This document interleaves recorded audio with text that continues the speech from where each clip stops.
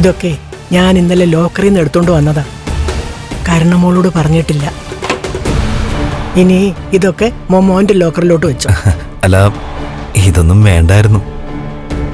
മോനെ, എന്റെ കൊച്ചുമോളെ, നിങ്ങൾക്ക് ജനിക്കുന്ന കുഞ്ഞിനെ ഇനി നോക്കേണ്ടത് നീയാ. അപ്പോ നിന്റെ കയ്യിലും എന്തെങ്കിലുമൊക്കെ നല്ല സമ്പാദ്യം വേണം.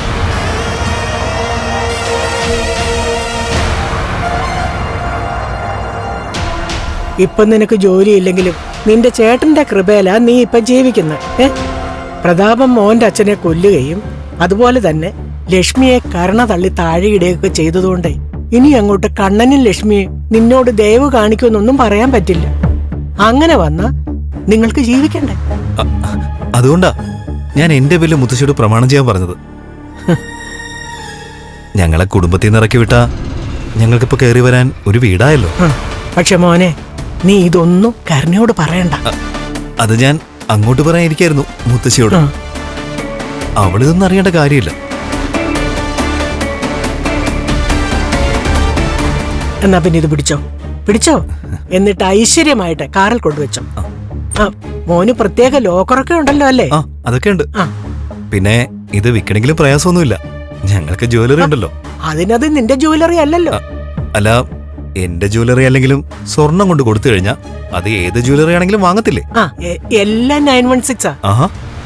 പഴയ സ്വർണമെല്ലാം മാറ്റി വാങ്ങിച്ചത്. മോനറിയാലോ, കരുണമോക്ക് ഞാൻ ഒരുപാട് സ്വർണമൊക്കെ കൊടുത്തിട്ടുണ്ട്. അത് കഴിഞ്ഞുള്ളതായി ഇതൊക്കെ. ഇനിയിപ്പോ എന്റെ കാതിലും കഴുത്തിലും കയ്യിലും ഒക്കെ ഉള്ളതേ ഉള്ളൂ.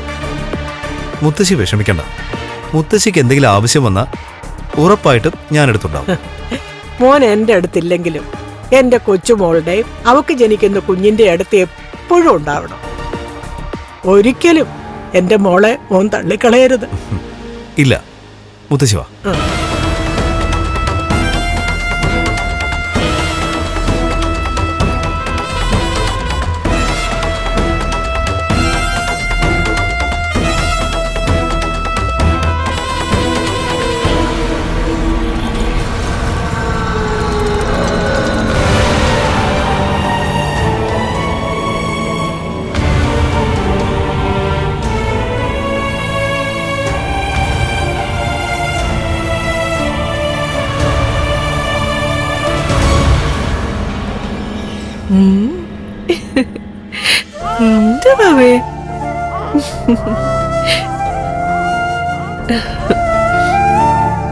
കണ്ണേട്ടന്റെ അച്ഛന്റെ മരണം മഞ്ജുവിന്റെ അമ്മയെ തളർത്തിയിട്ടുണ്ടെന്നാ എനിക്ക് തോന്നുന്നത്.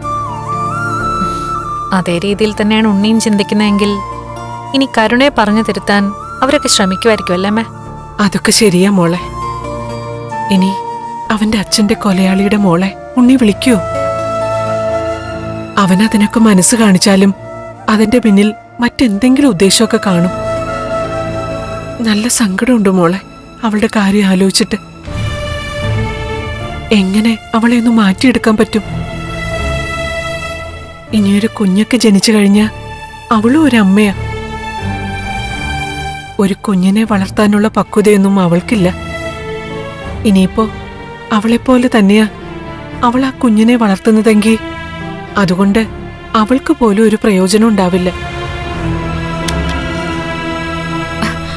അമ്മേ, ഞാൻ എത്തിയല്ലോ. ഇനി അമ്മ പൊക്കോ. ഞാൻ അവിടെ ചെന്നിട്ട് എന്ത് ചെയ്യാനാ മോളെ?